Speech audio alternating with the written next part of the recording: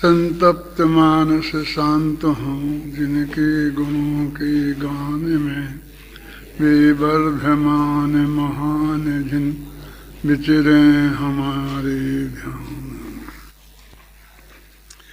Page number 193 193।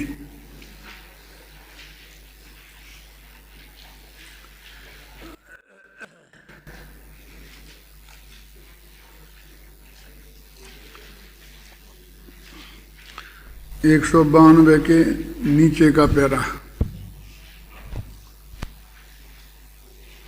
इस प्रकार हम देखते हैं कि यहाँ प्रत्येक द्रव्य के अस्तित्व को ही द्रव्य का लक्षण माना गया है और उक्त अस्तित्व में गुण पर्याय तथा उत्पाद व द्रव्य भी समाहित हो जाते हैं।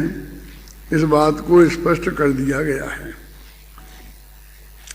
कि द्रव्य और उसके गुणों में जो उत्पादादि रूप परिणमन होता है, परिवर्तन होता है, वह अस्तित्व स्वभाव को छोड़े बिना नहीं होता।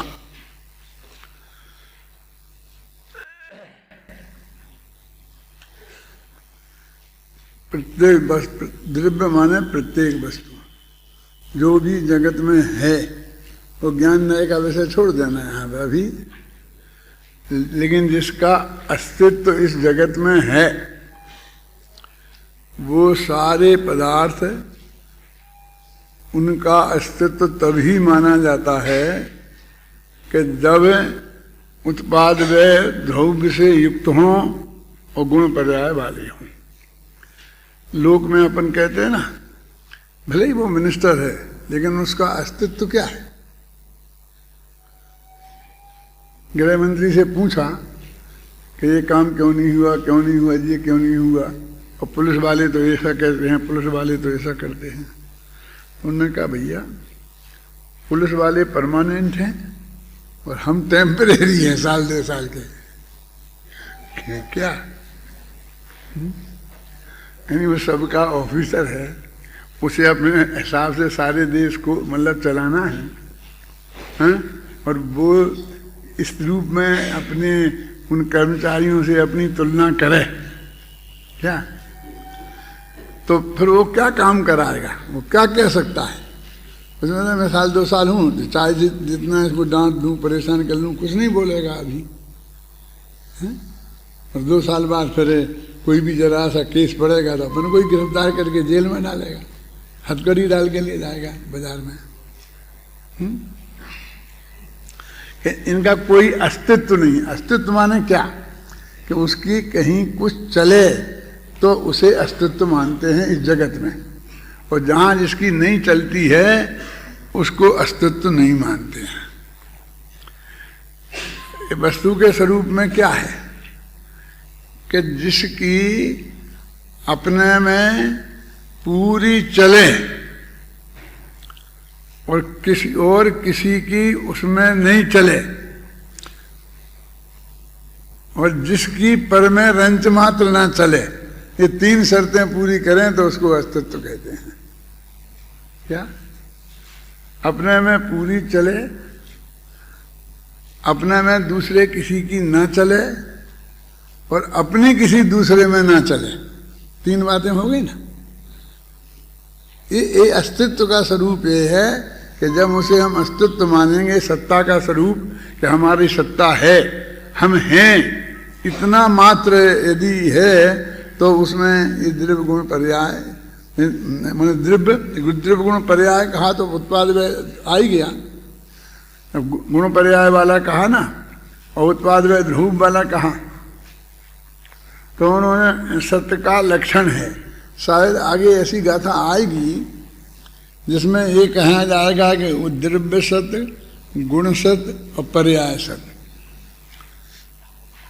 ये सत्य का विस्तार है, ये कहेंगे। वास्तव में द्रव्य अथवा गुण और अलग अलग सत्य नहीं है, ना, क्योंकि अलग अलग वो तो सत्य का अंश है, इसलिए सत्य कह रहे हैं उसे। क्या माना अपने पर्याय की भी सत्ता है, लेकिन वो सत्ता माने जैसा अस्तित्व द्रव्य का है वैसी नहीं है। वो कहेंगे एक समय की है, और एक समय की जो वो सत है अनंतानंत पर पदार्थ, उसके एक समय का, जिस समय का उसका अस्तित्व है, उसे रोक नहीं सकते। और एक सेकंड, एक समय आगे पीछे वो रह नहीं सकती, और किसी में कुछ करे वो तो बाद की बात है। क्या उसका ही अस्तित्व नहीं रहने वाला है? तो अस्तित्व के लिए पर समय, पर द्रव्य, पर क्षेत्र काल भाव की बात थोड़ी है। लेकिन वो जितने में है वो पूरी आजाद है, उसमें किसी भी प्रकार का कंप्रोमाइजिंग नहीं है। गुरुदेव श्री एक ऐसा फरमाते थे कि राग को रोक दो, राग का अभाव कर दो, राग का नाश कर दो, ये तो कथन मात्र है। आज तक किसी ने राग का नाश कर नहीं पाया। भूतकाल का राग तो नष्ट हो गया, अब जो नष्ट हो गया उसका नाश क्या करें? भविष्य का अभी पैदा ही नहीं हुआ है ना, तो उसका क्या नाश करें? अब वर्तमान का राग है तो वर्तमान होता है एक समय का, तो एक समय में अब तुम किसको नाश करो? उसे दिखना चाहिए ना तुम्हें। वो एक समय में पैदा होगा फिर तो वो पैदा हो ही गया, हम अब उसका नाश कर देंगे हम, अगली समय में तो अपने आप ही नष्ट हो जाने वाला है। उसकी स्थिति ही इतनी है क्या कि उसका कोई नाश नहीं कर सकता। तो फिर काय को बोलते हैं? तो कहते भविष्य में रागादिक उत्पन्न नहीं हो, उसका ही नाश कहते हैं। तो वास्तव में ये भी बहुत औपचारिक ही है कि भविष्य का अभी जो अभी कहा ना कि अभी तो पैदा ही नहीं हुआ, तो उसका वो ना पैदा नहीं हो उसके लिए हम क्या कर सकते हैं? यदि वो समय में है, समझना, हम त्रिकाली ध्रुव में चले जाएंगे, आत्मा का ध्यान करेंगे, तो फिर वो राग पैदा ही नहीं होगा। वो तुम्हारे पैदा नहीं होगा, तुम्हारे भविष्य की पर्यायों में उसका अस्तित्व सुनिश्चित नहीं होगा, तभी तुम जो ये कह रहे हैं हम ये कर देंगे, ये कर देंगे, तभी तुम ये कर पाओगे। क्यों है? तो ये बहुत अच्छी चीज है ना, राग को रोक देना, अपने त्रिकाली ध्रुवात्मा में चले जाना और वो राग रुक जाएगा, है ना, बहुत अच्छी चीज। अनंत सुख का कारण है, मुक्ति का कारण है, इसके लिए हमारा ये सारा प्रयास है? तो हमको चाहिए नहीं मोक्ष, तो आज तक क्यों नहीं कर दिया? हमें तुम्हें रास्ता दिख रहा है ना, है? तो आज तक तुम्हारी उपादेय बुद्धि नहीं थी, क्या नहीं था कि हमको करना ही नहीं था। समझ में क्या कह रहा हूं कि यदि इतना सरल है कि आप अपने आत्मा में चले जाओगे तो भविष्य में वो राग पैदा नहीं होगा। कौन? जो पैदा होने वाला था। जो पैदा होने वाला है उसे तो अनंत सर्वज्ञ मिल के भी नहीं रोक सकते। क्या समझ में क्या कह रहा हूं मैं? मेरा दिमाग एक कदम आगे जाता है और लोगों को अटपटा लगता है, बगैर फिर इसलिए आप तो हमारा कुछ नहीं रहा, हमारे हाथ में कुछ नहीं रहा। कि तुम्हारे हाथ में कुछ रखना नहीं है ना, क्योंकि तुम्हारे हाथ में जो रहता है वो तुम्हारे लिए बोझा है, उसका नाम दुख है, उसका नाम आकुलता है, क्योंकि वो ही रहने वाली है तुम्हारे हाथ में। कि नहीं मेरी जिम्मेवारी, जिम्मेवारी माने आकुलता है। कि भविष्य का तो नहीं हो गई सो हो गई गलती, अब भविष्य में तो ये राग में नहीं आने दूंगा। वस्तु का स्वरूप तो ये बोलता है कि भविष्य में जो राग आना ही नहीं है वो ही नहीं आएगा। जो मैं एक दफे और भी कहा मैंने कि वो कहते हैं ये तो इस राग का कर्ता आत्मा नहीं है। किसका? मैं अनंतानुबंधी संबंधी राग का कर्ता समय दृष्टि आत्मा नहीं है, ऐसा बोलते हैं ना। इस राग का कहते हैं। इसमें क्या दम है कैलाश जी? ये तो कोई बात ही नहीं हुई, क्योंकि सम्यक दृष्टि के अनंतानुबंधी संबंधी राग है ही नहीं। और जो नहीं है उसका कर्ता मैं नहीं हूं, इसका क्या मतलब? रागम में लिखा है, रागम में लिखा है, तो तुम समझो तो उसका अर्थ। फिर राग का कर्ता नहीं है ना, कि इस अपेक्षा लिखा है। तो अभी जो कितना, अभी ढेर सारा राग है, अनंतानुबंधी की अपेक्षा बहुत कम होगा, लेकिन अप्रत्याख्यानावरण का, प्रत्याख्यानावरण का, संजुलन का इतना राग अभी है कि नहीं है? ये कम नहीं है। ये जो समय साल लिखा गया, ये समझ लो उसी राग का कार्य है, तो उसी राग के काल में एक काम हुआ है और उसका निमित्त ये है ना। मेरा मतलब अभी इतना ढेर सारा जो चौथे गुणस्थान से 13वें गुणस्थान का अंतर है, वो अंतर सारा राग विद्यमान है ना, कि वो राग तो उसके विद्यमान है, इसलिए एक निश्चय नय से वो उसका कर्ता आत्मा है। और उसका नाम क्या है? अशुद्ध निश्चय नय। अशुद्ध निश्चय नय इसलिए नाम नहीं है क्योंकि वो अशुद्ध है, उसमें कोई अशुद्धि नहीं है। वो तो शुद्ध निश्चय नय जैसा ही ज्ञान की पर्याय है। जैसा शुद्ध निश्चय नय सम्यक पर्याय है ना, सम्यक, वो भी सम्यक पर्याय है। तो अशुद्ध नाम क्यों दिया? अशुद्ध नाम तो सिर्फ उसका विषय अशुद्ध है, वो अशुद्ध को विषय बनाता है, इसलिए उसका नाम अशुद्ध हो गया। कोई यदि अपने नाम नहीं ले सकते, समझो निम्न कर्मचारी है, सफाई कर्मचारी है, तो सफाई कर्मचारी को जो डील करे उसको सफाई कर्मचारी कहते हैं। कुछ एक डिपार्टमेंट होगा ना सफाई का, तो उसमें जितने जो सफाई करेंगे वे उसके कर्मचारी हैं, जो उन्हें डील करेंगे वे उसके कर्मचारी हैं कि नहीं? क्यों? आईएएस ऑफिसर हो, वे सब मिलके एक सफाई कर्मचारी हैं कि नहीं? क्या बात करते, मैं सफाई कर्मचारी हूं। तुम्हारे दिमाग में ये घुस गया है कि जो सफाई करे वो सफाई कर्मचारी है, जो सफाई कराए वो सफाई कर्मचारी नहीं है, क्या? मैंने उसी डिपार्टमेंट का है ना। तो ऐसे विचारे निश्चय, अशुद्ध निश्चय नय को, तो ये रागादि भाव अशुद्ध हैं, इसलिए उसका नाम अशुद्ध पड़ा।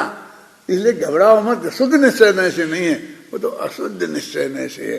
ऐसा हम करते हैं जैसे अशुद्ध निश्चय नय झूठा हो और शुद्ध निश्चय नय सही हो।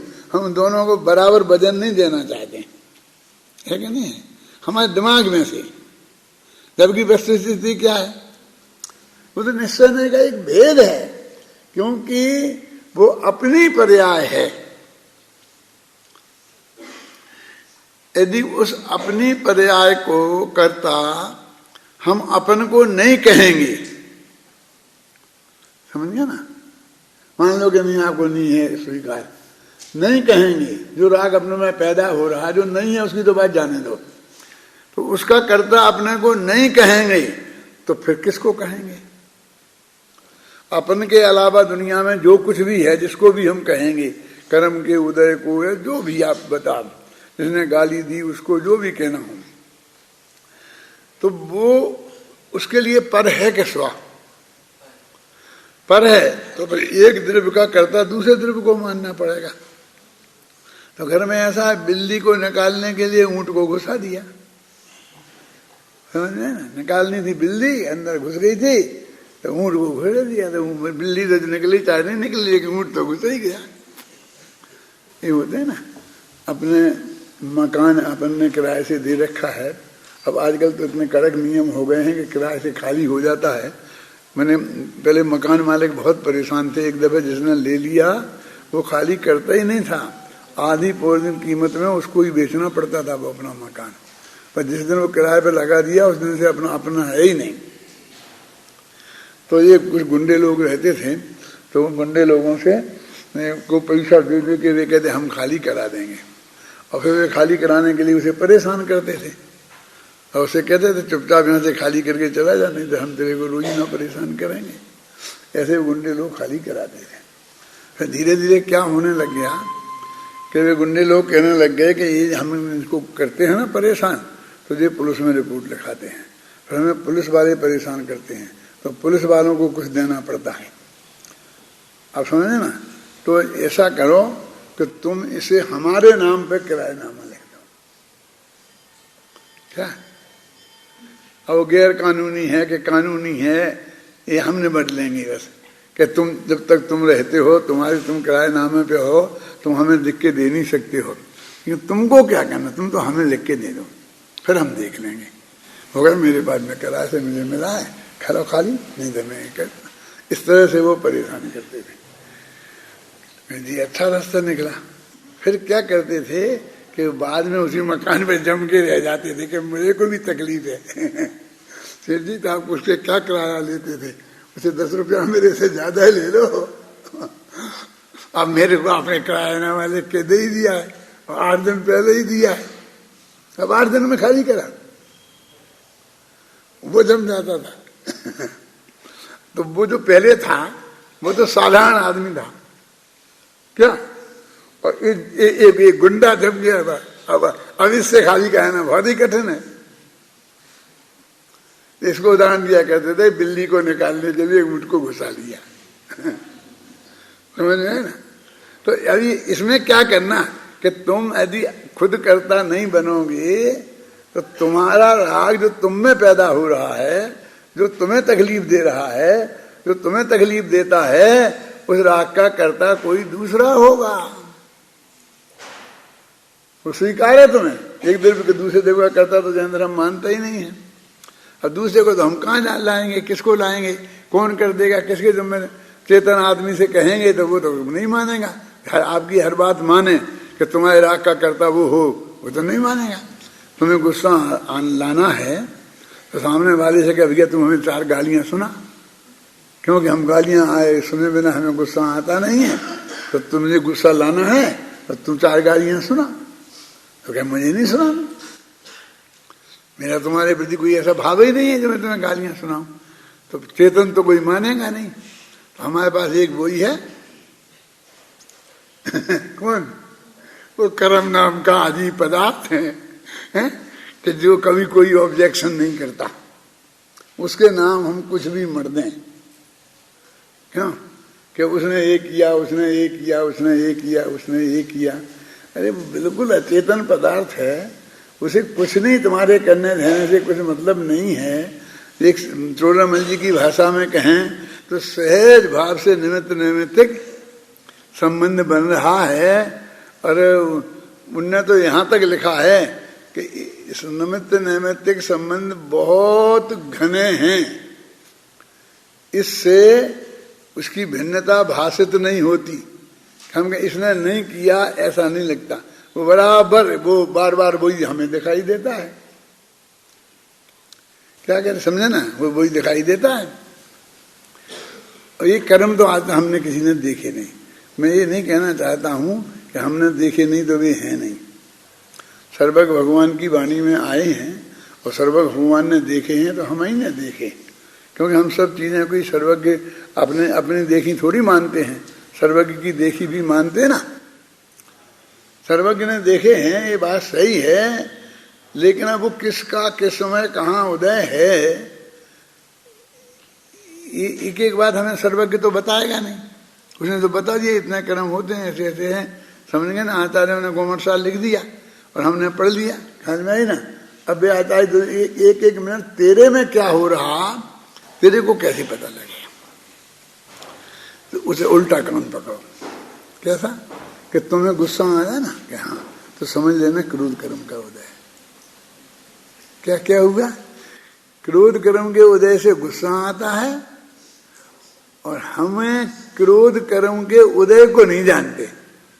क्रोध कर्म के उदय का तो हम अनुमान करते हैं, काहे से, हमारे गुस्से से, हमारे क्रोध से। समझ में क्या क्या कह रहा हूं मैं, हैं?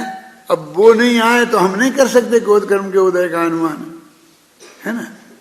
अब हमें उसी को नाश करना है, तो वो आए नहीं तो हमें पता ही नहीं चले, और आ जाए तो आ ही गया, तो क्या करें।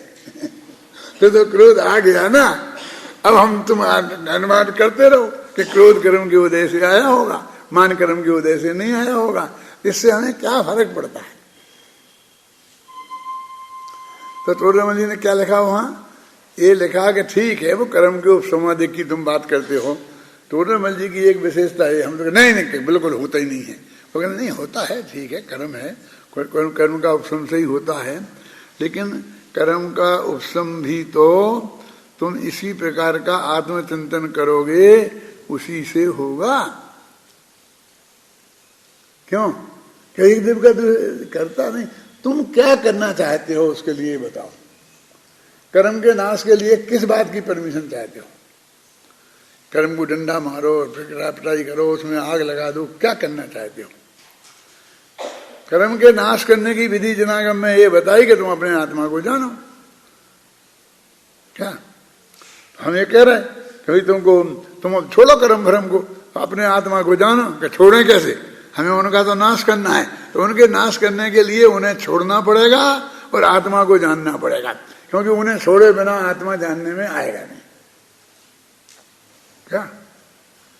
उन्हें छोड़े बिना आत्मा जानने में आएगा नहीं। तो वो तो हमारे लिए जिसे अपन बोलते हैं ना लाइबिलिटी हो गया, हमारे लिए सहयोगी नहीं हुआ, बल्कि हमारे माथे उसकी जिम्मेवारी है हो गई। इसलिए कहते भाई कि हम रागादेश के कर्ता जिस अपेक्षा से कहा है वो आचार्यों ने कोई पागल नहीं थे, इसलिए क्योंकि यदि नहीं मानेंगे तो पर द्रव्य के माथे कर्तृत्व जाता है। तो एक द्रव्य दूसरे द्रव्य का कर्ता नहीं है, इस महासत्य को पहले पक्का करो बिल्कुल, तब दूसरी बात करो कि रागादेश का कर्ता है कि नहीं है। वो कहते हैं कौन होगा करोड़पति में, पक्की बात पक्की। बाउंड क्या बोलता है? लॉक कर दिया जाए, लॉक पहले इसे लॉक करो, काय को कि एक द्रव्य दूसरे द्रव्य का कर्ता नहीं है। वो ये लॉक कर दिया, अच्छा कर दिया कि चाबी कुएं में फेंक दो। समझ में आया ना? क्योंकि तुम्हारा भरोसा नहीं है, तुमने लॉक कर दिया तो तुम्हारे पास चाबी रहेगी तो तुम फिर खोल लोगे। क्यों है? माने ये जो महासत्य है कौन सा? एक देव दूसरे देव का कर्ता नहीं है। हम कुछ भी कहें आगे, लेकिन तुम इस महासत्य से डिगना मत। अब वो रागादेश का कर्ता कौन है बोलो? अब क्यों पर को तो कह नहीं सकते, तो फिर अकेला सौ ही बचा। सारी दुनिया को दो भागों में बांटो, सौ और पर में, तो दो ही होते हैं, और पर कहते ही तुमने सारे पर की छुट्टी कर दी ना, तो अब अकेला आत्मा ही बचा। अब उसको ही कहना पड़ेगा, क्या उपाय बताओ। इसलिए उन्होंने नियम बना दिया, यह परिणमति सकर्ता, यह परिणमति सकर्ता, जो परिणमित होता है वो करता है। पाणिनि जी आ गए कि नहीं, एक शर्त और है, स्वतंत्र कर्ता। उस कर्ता को स्वतंत्र होना चाहिए। क्या? मालिक ने आज्ञा दी और नौकर ने काम किया, समझ में ना, तो फिर मालिक करता है। गाथा समय सार में आती है ना, कौन क्या बोलते हैं उसको? हाँ, प्राकरणिक वाली गाथा 2-4 दिन पहले प्रवचन में आई थी शायद। तो वो अब यहाँ एक दूसरी बात कह रहे हैं, ये कह रहे कि नहीं, नौकर ने किया है तो मालिक की आज्ञा से किया, तो भी नौकर को छुट्टी नहीं मिलेगी। मालिक ने आज्ञा दी थी तो मालिक को सजा मिलेगी अलग से, नौकर उससे छूटेगा नहीं। समझ में ना क्या कह रहा हूं मैं? नौकर से कहा इसकी गोली मार के हत्या कर दो, और उसने कर दी, तो फांसी पे तो नौकर ही चढ़ेगा। कैसा इस मालिक ने आज्ञा दी थी तो उसे आज्ञा देने की अलग सजा मिलेगी, जो भी नियम होगी भारतीय संविधान में, उकसाने की, जो भी नाम देना हो ख्याल में, लेकिन तुम बदी नहीं हो सकते। ये समझ में आया क्या कह रहे हैं? क्यों? तो अब टोडरमल जी क्या कहते हैं इसमें? कहते तुम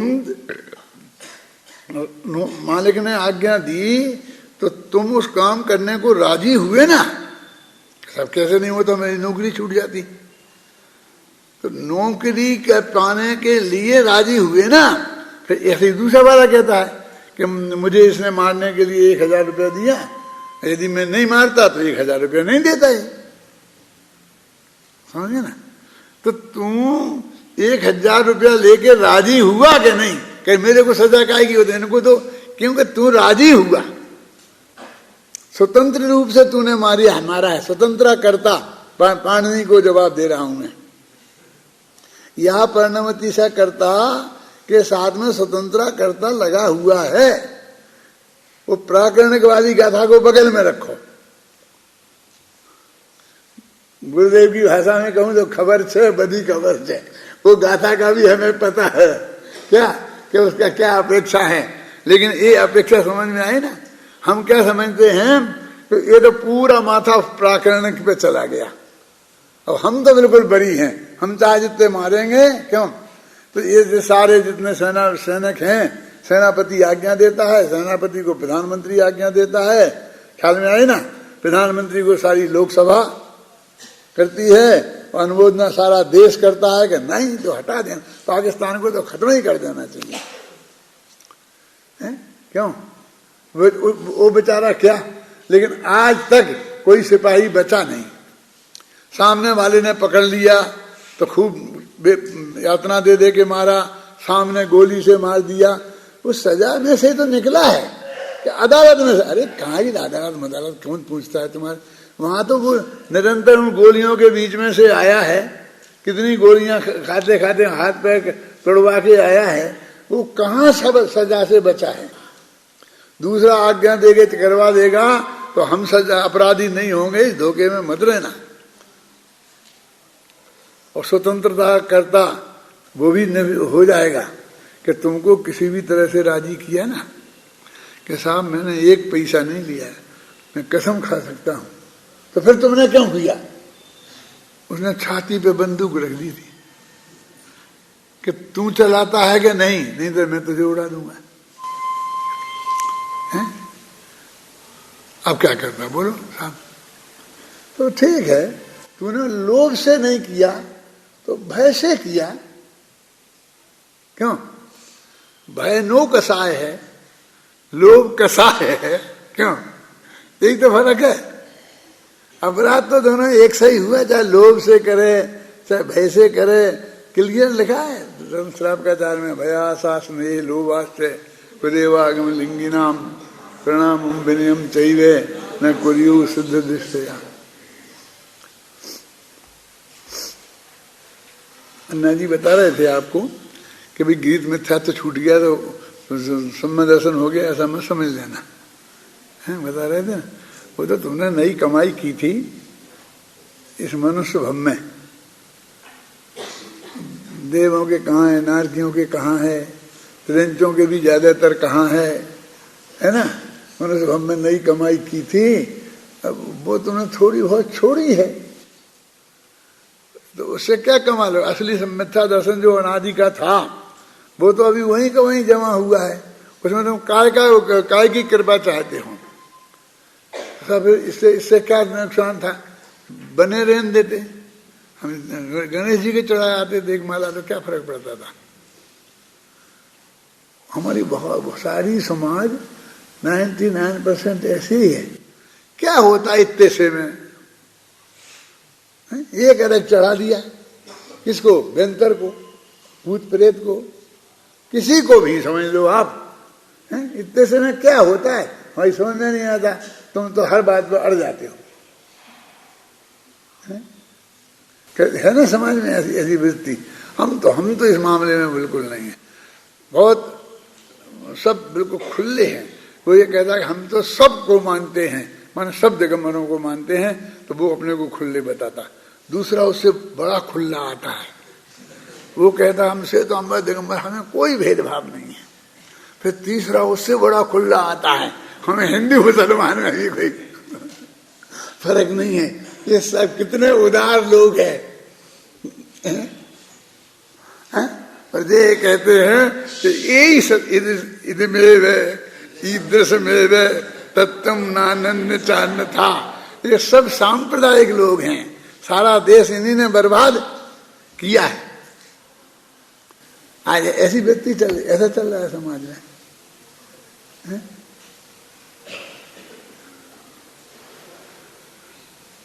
लेकिन तुमको क्या थोड़ी सी इतनी सी आरती ऐसी कर ली तो तुम्हारे बाप को क्या बिगड़ता है? मैंने कहा हम दीपक भाई से पूछेंगे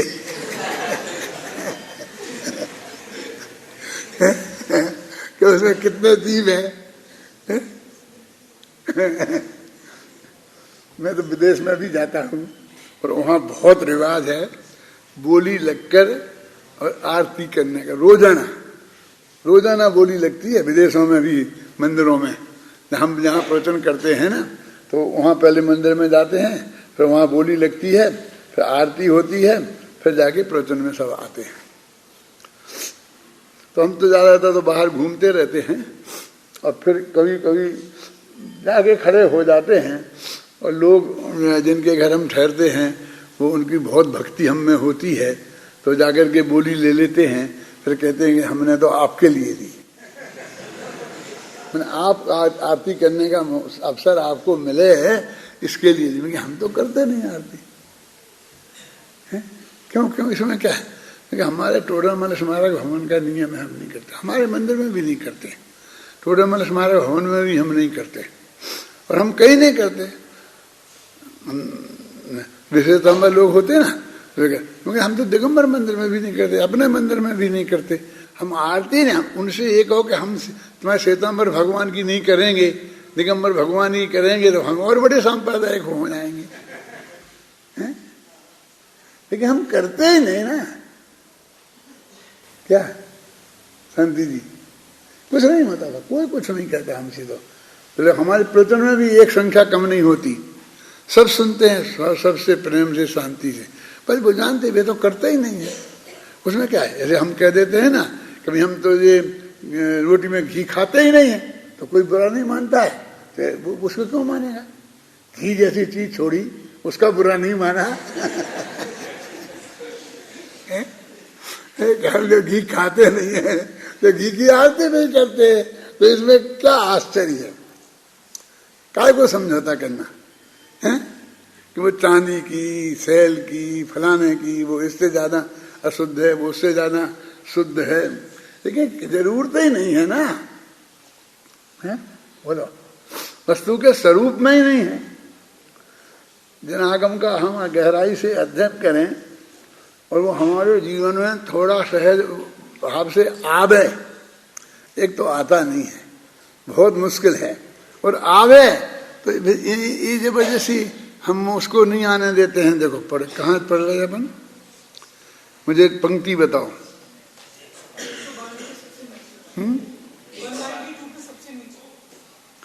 टीका में ये तो हो, वो मुझे याद है कि जयसेनाचार्य का निपट गया था। हाँ वो, हाँ, टीका में अस्तित्व के भेद, स्वरूपास्तित्व, सादृश्यत्व की चर्चा भी की और सामान्य विशेष गुण भी बताए। वस्त्र के उदाहरण के माध्यम से यह भी समझाया गया कि अस्तित्व अर्थात गुण पर्याय और उत्पाद वैधव्य के साथ द्रव्य का स्वरूप भेद नहीं है। यद्यपि उनमें लक्ष्य लक्षण भेद है, तथापि स्वरूप भेद नहीं है। और स्वरूप और लक्षण, हम स्वरूप और लक्षण एक ही मानते हैं। जैसे मैंने कहा ना कि आपके शाब्दिकाचार वगैरह जो किताबें अपने यहाँ से तो कोई छपाई नहीं है अपन ने, जो हेडिंग वेडिंग वो पाठ्यक्रम की बनाते हैं ना, कहीं भी स्वरूप लिख देते हैं, कहीं भी लक्षण लिख देते हैं। लक्षण में तो मैंने कहा कि ऐसी बेकार की चीजें भी होती हैं। बकरी के गले में लटकने वाले वे 2 स्तन होते हैं ना, जिनमें कभी दूध नहीं निकला, वो बिल्कुल बेकार काम है, किसी काम के नहीं है। ये डॉक्टर लोग बताएं उनमें क्या क्या होता है। नहीं तो बेचारी बकरी को तो जाकर के वो घास चरती है ना, तो कांटे और उलझ जाते हैं, कांटों में भी उलझ जाते हैं तो तकलीफ और होती है। लेकिन बकरी की परिभाषा, वे गले के स्तन बनते हैं जिनमें कुछ दूध वूध नहीं आता, जिनमें दूध आता है वे नहीं बनते। मतलब लक्षण के लिए तो ये शर्त है कि जो पृथकत्व स्थापित कर दे। अन्य पदार्थ है ना उसमें क्या शब्द है सर, वृत्तकीर्ण वस्तु व्यावृत्ति हेतु लक्षणम, वृत्तकीर्ण वस्तुओं में, मिली हुई वस्तुओं में जो व्यावृत्ति कर दे, उन्हें अलग अलग कर दे, वो लक्षण है। और स्वरूप तो उसके अंदर विद्यमान है। तो उत्पाद व द्रव्य युक्तम ये स्वरूप है, गुण पर्याय वाला ये स्वरूप है, और भाग्य से लक्षण भी है। देखो ये जीव का भी स्वरूप है, तो जीव का लक्षण नहीं है। द्रव्य का स्वरूप है और द्रव्य का लक्षण है। तो यदि वो दोनों एक ही चीज होती तो जिस जिसका वो लक्षण है उसे उसका स्वरूप भी होना चाहिए था, है ना। आत्मा का लक्षण उपयोग है, समझे ना। उपयोग को हमने लक्षण माना, सत्य को लक्षण। आत्मा द्रव्य है इसलिए द्रव्य भी का लक्षण भी उसमें है, और आत्मा जीव है इसलिए उसमें जीव का भी लक्षण मिलेगा। और फिर आत्मा कल सम्य दृष्टि होगा तो सम्य दृष्टि का लक्षण भी उसमें मिलेगा। मतलब लक्षण पहचान के चिन्ह हैं, तो जहां जहां जाएंगे वो अनात्मभूत भी हो सकते हैं। पंडित हुकुमचंद को पहचानना हो तो वो टोपी वाला, क्योंकि दूसरा कोई टोपी लगाए नहीं है, तो इसलिए पहचान का चिन्ह बन सकता है। मैंने सारी जिंदगी इतना पढ़ा लिखा, इसकी वजह से मैं पंडित बना, उसमें कोई चीज काम नहीं आई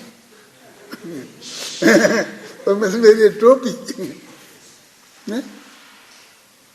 जब जब टोपी की बात आती है तो मुझे अपने गुरुजी याद आते हैं। वे गुरुजी, दादा नंदलाल जी की बात करता हूँ, 25वें दफे मेरे से कहते थे कि बेटा इन नोक वाली टोपी काम नहीं आएगी, अध्ययन करना पड़ेगा तब प्रवचन ढंग से कर सकते हो। कर दे तो क्या होता था, हमारा प्रवचन उस वक्त भी अच्छा होता था, तो कभी कभी गुरुजी से आकर के लोग ये कह देते थे कि गुरुजी आपसे भी अच्छा, तो जरा दिक्कत हो जाती थी क्या दिक्कत हो जाती थी। तो गुरुजी हमेशा समझाते थे, कहते थे खासकर ये टोपी वोपी नोक नोक वाली कहाँ से आएगी। उस वक्त तो हमारे पास लोहा भी नहीं था, धोबी से करवाने का तो सवाल ही नहीं था, लोहा भी नहीं था। लोटा में थोड़े केवले डाले, लोटा समझ तो गोल गोल लोटा होता है ना और अपने हाथ से धोके और टोपी पे लोहा कर लिया, उसमें जो भी जितने भी नोक होती होगी हमें पता नहीं है, लेकिन हमारे गुरुजी को बहुत सालती थी वे पगड़ी बांधते थे, गुरुजी पगड़ी बांधते थे, हम टोपी लगाते थे, तो वो कहते थे मतलब पूरी तैयारी के साथ तुमको करना पड़ेगा, इस तरह तुम समझते हो हम बढ़िया टोपी लगा लगू के नौकदार और पंडित बन गए तो उसमें मत रहना। माने देश से ही काम नहीं चलेगा, इसका मतलब देश की छुट्टी नहीं है, देश में तो उसमें रहना ही पड़ेगा, समझ नहीं ना। टोपी तो लगानी ही पड़ेगी। हमारे अशोकनगर में तो ऐसा हुआ था कि सब श्रोता भी टोपी लगाए। अब ये कितना कठिन है बोलो, यहाँ चला सकते हैं, बहुत कठिन हो गया काम। तो हमने 100 टोपियां सिलाई अशोकनगर में, और 100 टोपियां सिलाकर ऐसे लगा दी मंदिर में, ऐसी कीलें ठोक ठोक के उन पर लगा दी कि जो लगा के नहीं आए तो यहाँ से उठा के लगा। लेकिन प्रवचन में बैठो तो टोपी लगा के बैठो, नंगे सिर बैठते हैं, मर्यादा नहीं है, ये शास्त्र का अपमान मैंने फुल ड्रेस में, राजा के यहाँ जाते हो तो आप फुल ड्रेस में जाते हो, ऐसा उदाहरण देते थे। नहीं तो भगवान के सामने आप कहीं जा सकते हो, भगवान दर्शन करने जाओ तो टोपी लगा के जाना पड़ता था। अब मैंने देखा कि जो हमने मंदिर में जगाने के लिए लगाई थी सात सभा में बैठने के लिए, अब वो मंदिर में टोपियां तो यहां भी रखी रहती हैं। तुमने देखी कभी? क्या काम आती हैं? जब किसी के कोई मर जाता है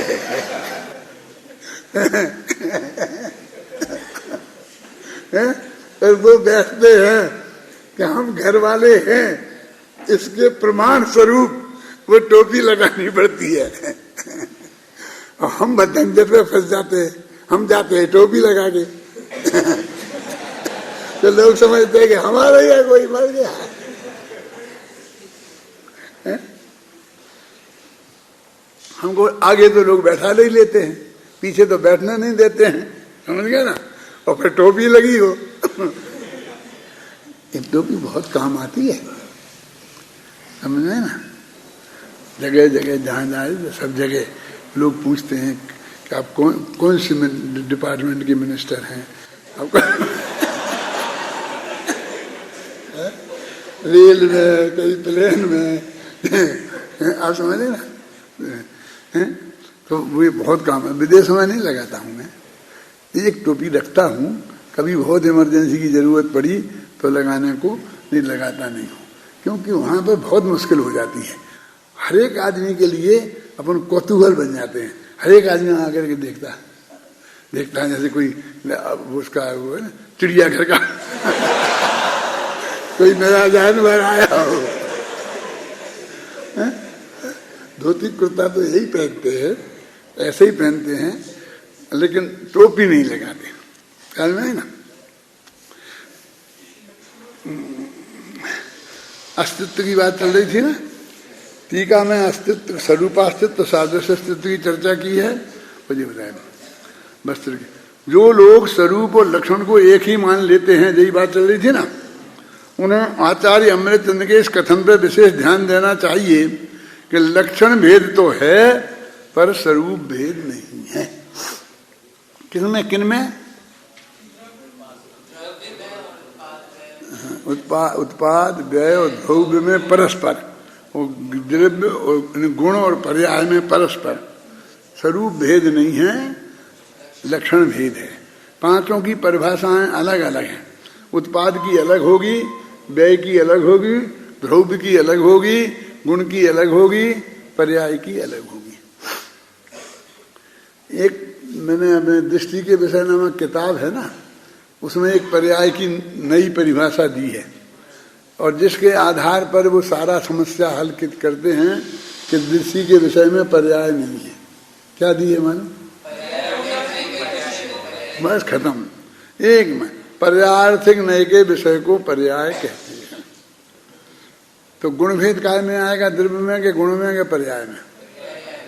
क्योंकि वो पर्यायार्थिक नए का विषय है, समझ नहीं ना। इसलिए गुणभेद अब अगर पर्याय से भिन्न है, गुणभेद से भिन्न है। अरे भाई, पर्याय से भिन्न कहने में गुणभेद आ ही गया तो अलग से क्यों कहा? तो कहते हैं विशेष ज्ञान कराने के लिए, जिनको लोगों को ये मालूम नहीं है कि गुणभेद को भी पर्याय कहते हैं, उनको ज्ञान कराने के लिए ऐसा कहा गया है। क्षत्रिय आयाता सूर्य वर्मापी, इसके हिसाब से अस्तित्व सभी का एक है, अतः स्वरूप भेद नहीं है, पर सभी के लक्षण भिन्न भिन्न हैं, इसलिए लक्षण भेद है। उक्त सभी के लक्षण टीका में दिए गए हैं, अतः यहाँ विशेष कुछ लिखने की आवश्यकता नहीं है।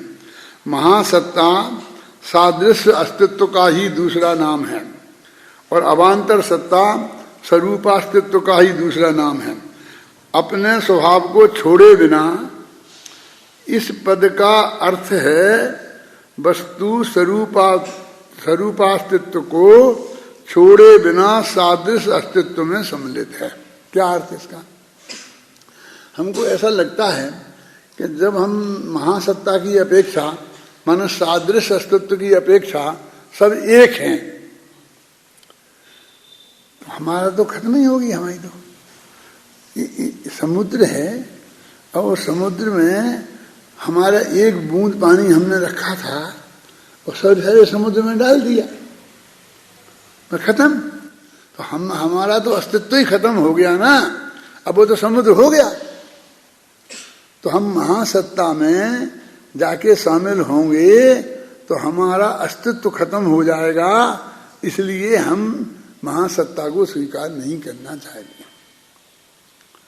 जो लोग, क्योंकि अभी तक तो हमने खूब डट के अभ्यास किया है कि परद्रव्य का हमारे साथ कोई संबंध नहीं है और वज्र की दीवार खड़ी है, बस टूटती नजर आती है कि साहब एक अपेक्षा तो है ऐसी कि जिस अपेक्षा हम सब एक हैं, और वो है महासत्ता।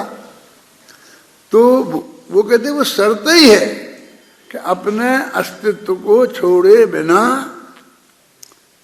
हम महा अस्तित्व में शामिल हैं। समझ गए ना? अपना अस्तित्व कौन, क्या अपना अस्तित्व माने स्वरूप अस्तित्व, हमारा जो स्वरूप है, स्व माने अपना रूप है, उसको छोड़े बिना हम उसमें शामिल होते हैं। देखो मुझे एक जैनियों का संगठन बना है बहुत बढ़िया कि सब जैनी एक हो जाए हैं? अब वो कह रहे एक कैसे हो सकते हैं? अपने धर्म सागर जी महाराज थे तो वो उस वक्त जब ये वो बना था ना, क्या नाम, 25वां निर्माण वर्ष, तो पूरा जैन समाज एक हो जाए, ये इसका आंदोलन चला था। वो बहुत सीधे सज्जन और कम पढ़े लिखे और बहुत चारित्र में अपेक्षाकृत काफी कड़क आदमी थे। मैंने उनका संपर्क में रहा हूं। मैं यहाँ जयपुर आने के पहले अशोकनगर में था, वहाँ विदिशा में था, तो वहाँ महाराज का चौमासा हुआ था, क्या हुआ था, तो मैं संपर्क में रहा था, मैं जानता था ना। वैसे तो नैनवा के थे, जो जन्मदान नैनवा का है, उनके पास ये लोग गए तो उनने बहुत सहजता से कहा, कोई श्वेतांबरों का प्रतिनिधि गया होगा, कि देखो भैया तुम कपड़ा छोड़ने वाले नहीं हो और हम कपड़ा पहनने वाले नहीं है, इसलिए एकता मित्रता की बातें बंद करो, अभी क्या करना है वो बोलो। उत्सव एक साथ मनाना है तो हम कब मना करते, मनाओ। महावीर जयंती एक साथ मनाना है तो मनाओ, सल्लेखना का जुलूस एक साथ निकालना है तो निकालो, लेकिन हम सब एक हो जाएंगे ये बातें छोड़ो। वो बात लोगों को बहुत अपील की सब जगह। ऐसे ही जब ये बना था समन सूत्तम, तो स्वामी जी के पास एक बजाज हैं, वो गए थे, बनारस में रहते हैं, क्या नाम है उनका पूरा, बजाज, लेकिन विनोबा जी की तरफ से गए थे, फिर मेरे पास भी आए थे। तो स्वामी जी से उन्होंने दिखाई किताब, पहले भेज दी थी, फिर वहाँ पूछा कि साहब आपकी कोई सलाह हो, आपकी कोई सलाह हो, क्योंकि सब बड़े लोगों की सलाह से बनाना चाहते थे जिसमें सबका सहयोग मिले। तो उनने कहा कि तुमने इसमें जो गाथाएं सब मिला दी हैं, बोले हमने आधी आधी रखी हैं, आधी दिगंबरों की, आधी श्वेतांबरों की। 700 गाथाएं हैं तो 350 इनकी, 350 उनकी, बिल्कुल बराबर रखी हैं, एक भी कम ज्यादा नहीं है। तो उनने कहा कि आप ऐसे दो वो अधिकार बनाओ, मतलब एक खंड, दो खंड बनाओ, एक श्वेतांबर खंड, एक दिगंबर खंड, और उसमें जो 350 गाथाएं हैं दिगंबरों की हैं वो एक में रखो और दूसरे खंड में रखो, ऐसा गुरुदेव ने कहा। तो उनने क्या कहा बजाज साहब ने कि साहब ये तोड़ने का काम तो आप संतई लोग बहुत करते हैं, हमने तो ये काम जोड़ने के लिए किया है, हम तो ऐसा नहीं करेंगे। समझ में आया कितनी बड़ी बात है। राम जी भाई बैठे, सब खेमचंद भाई बैठे, सब लोग बैठे, और उनने उनसे ये बात कही। गुरुदेव बोले कितना जैन धर्म तुमने कितना पढ़ा है? नहीं नहीं, मतलब विनोबा जी ने काम सौंपा, तब से हम थोड़ा थोड़ा कर रहे हैं, हम तो आचार्यों के पास जाते हैं, उनसे ले लेते हैं, गाथाएं इसमें लगा देते हैं। तुमने तो नहीं किया ना कुछ कहना? नहीं, हमने क्या, हम क्या जाना है? बर्नी जी को सौंपा। बर्नी जी कौन? जिनेंद्र बर्नी। तो उनने कहा हमने सारी जिंदगी लगाई है इसमें, लाखों श्लोक श्वेतांबरों के पढ़े हैं और दिगंबरों के पढ़े हैं, और उसके बाद हम कह रहे तो हम तोड़ने वाले हो गए। और तुमने एक गाथा नहीं पढ़ी और तुम जैन धर्म को जोड़ने वाले हो गए। ये गुरुदेव का ये जवाब था, समझ नहीं आपके। लेकिन गुरुदेव तो बहुत शांत नेचर के हैं, उससे उन्होंने उनको भगाया नहीं, कुछ ऐसा किया नहीं। फिर उन्होंने कहा कि हमको ऐसा चाहिए, ऐसा चाहिए, ऐसा चाहिए। तो फिर उनने ये कहा गुरुदेव ने कि तुम जयपुर जाओ, हमारे विद्वान हैं वहाँ डॉक्टर हुमचंद भारिल, तो मेरा नाम लेना और उनसे कहना ये काम आपका वो करेंगे, हमारे यहाँ कोई नहीं करेगा। तो फिर वो सोनगढ़ से मेरे पास सीधे ही आए। राधा कृष्ण बजाज उनका नाम है पूरा। क्या नाम है? राधा कृष्ण बजाज, बनारस में रहते हैं। उनने एक किस्सा मुझे सुनाया, राधा कृष्ण बजाज ने, कि ऐसा ऐसा हुआ और स्वामी जी ने मेरे आपके पास भेजा है। मैंने 100 गाथाएं दी उसमें, जिसकी 75-76 गाथाएं मेरी उसमें रखी गई। इसमें ये सब जो गाथाएं हैं ना अहिंसा वगैरह की, ये प्राकृत में गाथा भी है, संस्कृत का श्लोक है ना, ऐसी धवल में गाथा भी है। तो ये सब मैंने दी थी। तो लाल बहादुर शास्त्री थे, प्रधानमंत्री नहीं, जैन समाज में थे, जो स्वामी जी के कट्टर विरोधी थे, और हमारी उनकी टक्कर कई दफे हुई। वे भी मुरैना विद्यालय के विद्यार्थी थे, हम भी मुरैना के विद्यार्थी थे। तो उनने कहा कि मैंने बहुत सोचा कि ये गाथाएं कहाँ से आई हैं।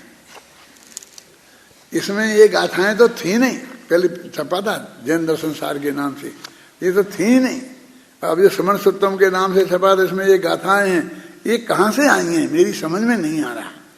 फिर उसमें जो प्रकाश की छपा था ना, तो उसमें लिखा था ये कि स्वामी जी के अनुयायी डॉक्टर हुमचंद भाल ने उनके कहने से हमें 100 गाथाएं दी थी, उनमें से करीब इतनी गाथाएं हमने इसमें रखी।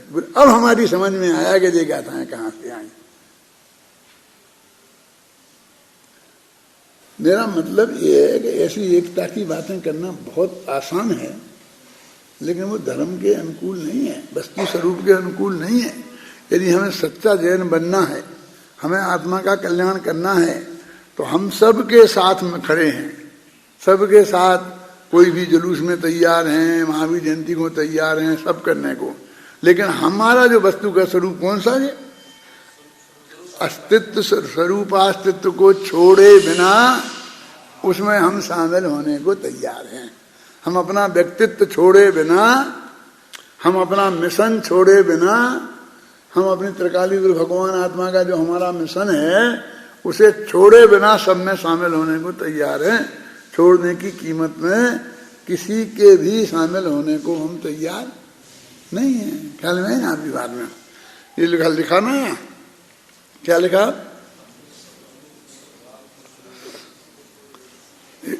उनके अपने स्वभाव को छोड़े बिना, इस पद का अर्थ है कि वस्तु स्वरूप अस्तित्व को छोड़े बिना सादृश्य अस्तित्व में सम्मिलित है। देखो, हम जैन भी हैं और दिगंबर भी, क्योंकि हम दिगंबर जैन हैं। क्या है देखा ना? ये बात जो मैंने आपको समझाई है वो कितनी सशक्त भाषा में लिखी है। हम दिगंबर भी हैं और हम जैन भी हैं, और क्योंकि हम दिगंबर जैन हैं। दिगंबर जैन और जैन इन दोनों में एक साथ होने में कोई विरोध नहीं है। जिस प्रकार हम दिगंबरत्व को छोड़े बिना जैनत्व में शामिल हैं, उसी प्रकार स्वरूपास्तित्व को छोड़े बिना हम सादृश्य अस्तित्व में शामिल हैं। समझ में आ गया ना? इस प्रकार हम अवान्तर सत्ता और महासत्ता दोनों से समृद्ध हैं। हम जैनी भी हैं और हम दिगंबर भी हैं, समझ लो, मोक्षु भी हैं। तो वो कहता हम जैनी, कुछ लोगों को ऐसा डर लगता है कि हम जैनी भी हैं, ऐसे हम दिगंबर श्वेतांबरों के साथ एकता स्थापित करके एक साथ एक स्टेज पर बैठेंगे, क्यों? तो फिर हमें छूत लग जाएगी। नहीं, इसलिए एक साथ बैठना ही नहीं। ऐसे बहुत लोग हैं। और वो एक जगह नहीं है। दिगंबरों में भी, श्वेतांबरों में भी, श्वेतांबर के भी बहुत लोग कहते कि हमें नहीं बैठना दिगंबरों के साथ, दिगंबरों में भी कहते हैं नहीं कहना। फिर अंदर अंदर जो भेद हैं 13पंथी 20पंथी उनमें भी कहते हैं। फिर मुमुक्षुओं में भी कहते हैं कि नहीं नहीं हमको जाना ही नहीं। क्यों नहीं जाना? हमारी बात में कोई कमजोरी है? हमारे पास जो तत्व ज्ञान है, जो हम जैन धर्म की बात मानते हैं, बहुत मजबूती है। जितनी मजबूती हमारी इसमें है तत्व ज्ञान में, वो किसी के पास नहीं है। और हम अपनी भूमिका के अनुसार जो सदाचार हमारे जीवन में है, वो भी किसी के में नहीं मिलती है। ये सैकड़ों पंडित हम जैसे आपको मिलेंगे, ये बाजार में चाट खाते, आलू जमी कंद खाते सब मिलेंगे, देख लेना, रात्रि में भोजन करते। मैं बताना नहीं चाहता हूँ ज्यादा, लेकिन भगवान महावीर के निर्वाण वर्ष में उदयपुर विश्वविद्यालय में एक सेमिनार हुआ था जिसमें 75 पंडित आए थे। कितने? 75। और मुमुक्षुओं को भी सहयोग मिलना चाहिए, इसका मेरे पास उन्होंने अनुरोध किया था यूनिवर्सिटी वालों ने। तो मैंने मुमुक्षु मंडल से वालों से कहा था, तो उन्होंने कहा 1 टाइम का भोजन हम देंगे। मैंने 6 टाइम के भोजन बट गए, तो 1 टाइम का मुमुक्षु मंडल ने लिया। तो शाम का मिला, शांति जी शाम का मिला। तो वो 75 में शाम का मिला, तो शाम को भोजन तैयार कर लिया उनने। 75 विद्वानों में से 72 विद्वान दिन में खाने को तैयार नहीं थे। बोल रहा हूं मैं, गद्दी पे बैठ के बोल रहा हूं, इसमें जा रहा है टीवी में, जाएगा टीवी पे। 3 विद्वान थे जो कहते थे हम दिन में खाएंगे। जिनमें एक मैं, एक कस्तूरचंद जी कासलीवाल, अब डॉक्टर यहाँ थे ना, और एक शायद डॉक्टर देवेंद्र कुमार। कोई ऐसे 3 लोग थे जिनने दिन में खाया, बाकी ने सब रात में खाया। बोलो क्या करें? माने एक दिन भी दिन में नहीं खा सकते, क्यों? प्रतिज्ञा भंग हो जाएगी। अरे भाई घर में खाओ, रोजीना तो खाओ, लेकिन एक दिन तो दिन में खा लो, ठीक है ना कैलाश जी? और देखना है, किसी भी शादी में चले जाना, उस कार्ड में लिखा रहता है दिन में भोजन की भी व्यवस्था है। मैंने कि कोई ऐसा देखे रात्रि भोजन वाला आया तो लिखो कि रात्रि में भी भोजन की व्यवस्था है, बाकी सबका तो दिन में रखो। तो दिन में भी व्यवस्था है ऐसा। और जब दिन की व्यवस्था में जाते हैं कभी, अब तो हमारा बंदा ही है, बिल्कुल कहीं जाते ही नहीं, उसमें 2-4 आदमी मुश्किल से मिलते हैं, और हमारी उम्र के ही होते हैं। क्यों? समझ नहीं ना? ये हालत है हमारी सब जैनियों की। तो हमको काय का डर है? मैं ये बताना चाहता हूं आप लोगों विद्वानों को, बिल्कुल चौड़ी छाती रख करके, छाती ठोक के खड़े रहना कि सबके साथ, कि हाँ चलो सबके साथ चलें, सबके साथ चलें। डरे बे जिनमें कोई कमजोरी हो। क्यों? तत्व ज्ञान में भी हमारी कमजोरी नहीं है, हमारे आचरण में भी हमारी कमजोरी नहीं है, हमारी श्रद्धा में भी कोई हमारी कमजोरी नहीं है। हम पक्के जैन, दिगंबर जैन हैं, किसी से भी 1% भी 19 से नहीं है। तो फिर हम क्यों डरें कि हम यहाँ नहीं जाते, वहाँ नहीं जाना नहीं पाए, अलग है। नहीं, अपनी स्वास्थ्य नहीं हो और कारण हो, नहीं जा पाए, नहीं जाएं, हमें प्रॉपर सम्मान के साथ नहीं बुलाया जाए तो हम नहीं जाएं। लेकिन हम यानी हमें अपनी अवान्तर सत्ता को कायम रखने के लिए महासत्ता में शामिल होने से इनकार करने की जरूरत नहीं है, ये कह रहा हूं। उसका ये प्रैक्टिकल रूप है। समझ गए ना? देखो, इस प्रकार अवान्तर सत्ता और महासत्ता दोनों से समृद्ध हैं हम, है ना? क्योंकि हम ज्ञानानंद स्वभावी हैं। इसमें ज्ञानानंद स्वभाव हमारी अवान्तर सत्ता है, और हैं ये हमारी महासत्ता है। क्या समझ में आया क्या? नहीं, क्या समझ में आया? बोलो, क्या नाम है तुम्हारा? है क्या? गुणवंत होगा क्या? नाम से क्या दे रखा है? तुम तो बताओ, बात बताओ। हमारी सत्ता है, हाँ, यह मतलब महासत्ता है, और मैं ज्ञानानंद स्वभावी हूँ, यह अवान्तर सत्ता है। यही बताया हमने, यही लिखा है इसमें। इसलिए हमने समझा ना कि तुम सुन ही नहीं रहे ध्यान से, तो समझोगे क्या? बोलो, तुम बताओ। चलो, हमारा ज्ञानानंद स्वभाव है, वह हमारा स्वरूप अस्तित्व है, हाँ अवान्तर सत्ता, हाँ। और सद्द्रव्य लक्षण के हिसाब से है, माने ये हमारा सादृश अस्तित्व है। इस प्रकार हम महासत्ता में सब। इसमें लगा मैं ज्ञानानंद स्वभावी हूँ, लिखा ना। तो ज्ञानानंद स्वभाव ये हमारा स्वरूपास्तित्व है, और हूँ ये सादृश अस्तित्व है। अकेला हूँ शब्द को पकड़ो, क्योंकि हूँ कहो मैं हूँ, ये अस्तित्व को बताता है, समझ गए ना? सादृश अस्तित्व को बैठो महात्मा, यानी मैं ज्ञानानंद स्वभावी हूँ, तो मैं कौन हूँ? तो मैं ज्ञानानंद स्वभाव वाला हूँ, ये तो मेरा स्वरूपास्तित्व है, और मैं हूँ नहीं हूँ ऐसा नहीं है, ये मेरी महासत्ता है। समझ में आया? ध्यान नहीं जाता है, ध्यान दिलाने के लिए ऐसा किया है और कुछ नहीं।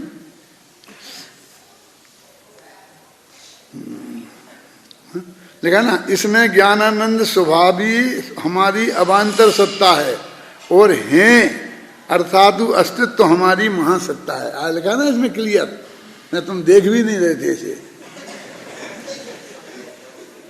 ये पूछने का काम अन्ना जी वगैरह करते हैं, मैं करता नहीं हूं, ये तो कभी कभी हो गया। हम चेतन होकर भी उत्पाद व द्रव्य से संयुक्त, ध्यान से सुनना, और गुण पर्याय से युक्त द्रव्य हैं।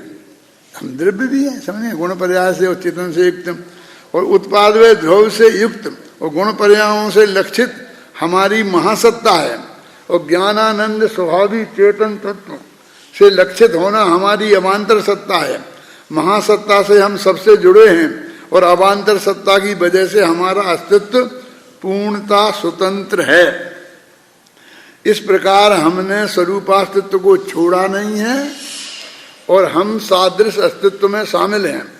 हम ऐसी महासत्ता के अंश हैं जिसमें स्वरूपास्तित्व को छोड़ना जरूरी नहीं है।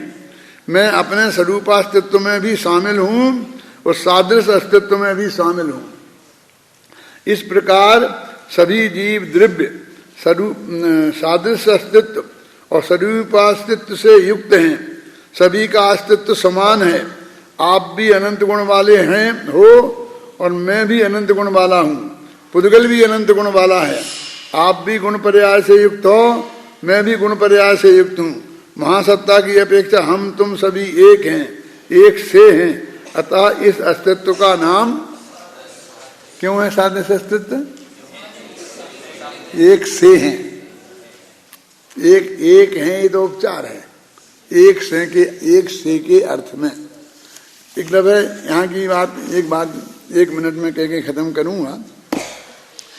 जब मैं यहाँ आया था तो मेरे से आकाशवाणी का फोन आया,